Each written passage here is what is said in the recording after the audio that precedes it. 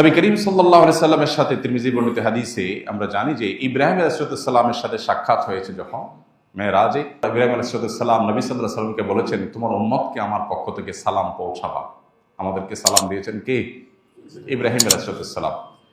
সালাম পৌঁছে তোমার উম্মতকে বলে দিবা যে জান্নাতের মাটি বড় পবিত্র, এর পানি বড় সুমিষ্ট, আর জান্নাত পুরাটাই কিন্তু খাঁখা শূন্য জায়গা।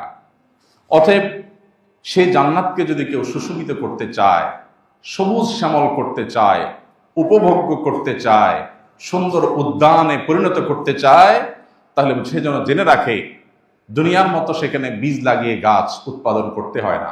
সেখানে গাছ উৎপাদন করবার জন্য তোমার উম্মত যেন সুবহানাল্লাহ আলহামদুলিল্লাহ ওয়ালা ইলাহা ইল্লাল্লাহু আল্লাহু আকবার এই বাক্যগুলো যেন বেশি বেশি পাঠ করে। এই বাক্যগুলোর পাঠ এটাই জান্নাতে তার বিশাল বড় নেয়ামত রাজি ফলজ এবং নানাবিধ বৃক্ষ সেখানে উৎপাদনের কারণ হবে। অতএব তোমার উম্মত যেন এটা জেনে রাখে, তাদেরকে জানিয়ে দিও যে জান্নাত সেটার জন্য কিন্তু তাদেরকে পার্থিব জগৎ থেকে জীবদ্দশায় দুনিয়া থেকেই তাদেরকে কিন্তু সেখানে উৎপাদন করে তারপরে সেখানে আসতে হবে। এই বার্তা নবী সাল্লাল্লাহু আলাইহি সাল্লামকে ইব্রাহিম আলাইহিস সালাম দিয়েছেন আমাদের উদ্দেশ্যে। বিধায় এখান থেকে শিক্ষা গ্রহণ করে আমরা বেশি বেশি তাসবিহ, অবসর সময়ে আল্লাহর পবিত্রতা জ্ঞাপন, আল্লাহর একত্ববাদের স্বীকৃতি, আল্লাহর বড়ত্ব বর্ণনা এবং আল্লাহর প্রশংসা, এই বাক্যগুলো আমরা বেশি বেশি পাঠ করব। সুবহানাল্লাহি ওয়ালহামদুলিল্লাহ ওয়ালা ইলাহা ইল্লাল্লাহু আল্লাহু আকবার। আল্লাহ তাআলা আমাদেরকে এই সব বাক্যগুলোকে বেশি বেশি অন্তর থেকে মহব্বতের সাথে উচ্চারণ করার, অন্তর থেকে ধারণ করার তৌফিক দান করুন। নবী করিম সাল্লাল্লাহু আলাইহি সাল্লাম তার এই মেরাজ থেকে আমাদের শেখার বিষয় অনেক। তার জীবনের সবচেয়ে কষ্টের বছরও আল্লাহ তাআলা তার জন্য সান্ত্বনার ব্যবস্থা রেখেছেন। আল্লাহ যে কোরআনে বলেছেন ইন্নামা আল উসরি ইউসরা, নিশ্চয়ই মানুষের কষ্টের পরই কষ্টের সাথেই সুখ থাকে। আল্লাহ পরে শব্দ বলেননি, বলেছেন মাআল উসরি ইউসরা, অর্থাৎ মানুষের কঠিন সময়ের সাথেই সহজ সময়, ভালো সময় থাকে। বারবার আল্লাহ তাআলা বলেছেন। মেরাজ থেকে আমাদের যে শিক্ষার বিষয়গুলো আছে এর ভিতরে একটা হলো ইন্নামা আল উসরি ইউসরা, কষ্টের পরেই সুখ থাকে। নবী সাল্লাল্লাহু আলাইহি সাল্লামকে আল্লাহ তাআলা অনেক পরীক্ষা নিয়েছে, অনেক কষ্ট তার জীবনে ছিল। এই কষ্ট দূর করার জন্য আল্লাহ তাআলা জান্নাতের নিয়ামত তো দেবেনই, দুনিয়াতেই আল্লাহ তাআলা মেরাজের নিয়ামত দিয়ে তাকে ধন্য করেছেন। আমাদের সবার জীবনে কষ্টের মধ্যেও আল্লাহ তাআলা সুখ রাখেন। আমরা অনেক সময় সুখটা অনুভব করার চেষ্টা করি না, বুঝে উঠতে পারি না যে কি সুখ পাইছি। অনেকে আমরা নাশুকরি করি যে আমার জীবনে কখনো সুখের দেখা পাইলাম না। এই কথাগুলো আল্লাহর নিয়ামতের নাশুকরি। আপনি যে দাঁড়ায় বলতে পারছেন, এটাই তো আল্লাহ তাআলার অনেক বড় নিয়ামত। এই বলাটাই তো অনেকে বলতে পারছে না।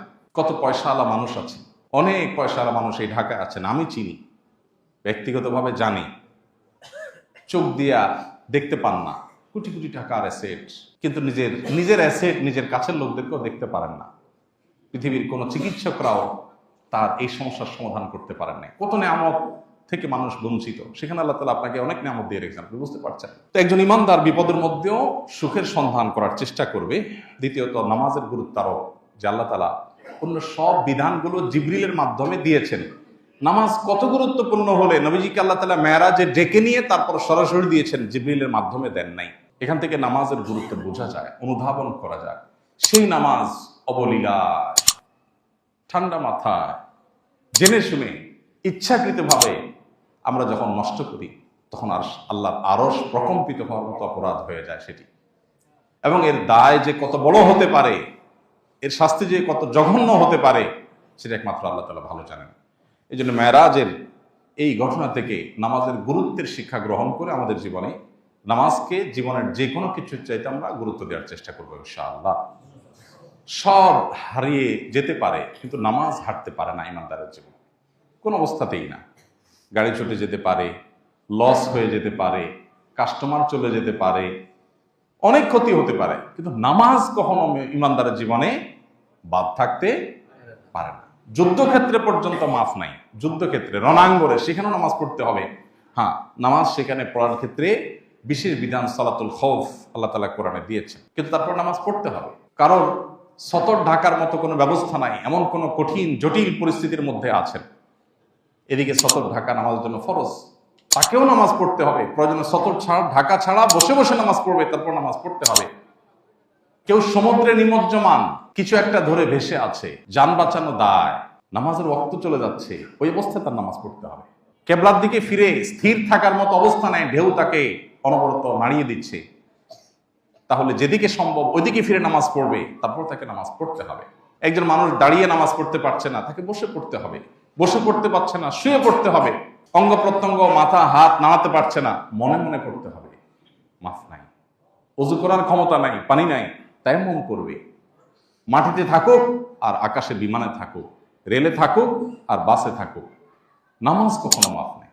প্রত্যেকটা বিধানের বিকল্প আছে। রমজানে রোজা রাখতে পারছেন না কারণ আপনি সফরে আছেন, ট্যুরে আছেন, শরীয়ত বলেছে অসুবিধা নাই, পরে রাখি দিও। কিন্তু নামাজের ক্ষেত্রে এটা বলে নাই যে সফরে আসো, কষ্ট হচ্ছে, ঠিক আছে নামাজ না রাখলে চলবে বা পরে পড়লে চলবে না, সময় মতো আদায় করতে হবে। আল্লাহ তাআলা নামাজের গুরুত্ব আমাদেরকে বুঝার তৌফিক দান করুন। চোখ যেদিন বন্ধ হয়ে যাবে, মহাসত্যের মুখোমুখি যেদিন আমরা হয়ে যাব, সেদিন আমাদের সবার আগে হিসাব নেওয়া হবে নামাজের। নামাজটা ঠিক, বাকি সব সহজ করে দেওয়া হবে। নামাজে গড়বড়, সবগুলোতে আটকা পড়ে যাবে। আল্লাহ তাআলা আমাদেরকে নামাজ নিয়মিত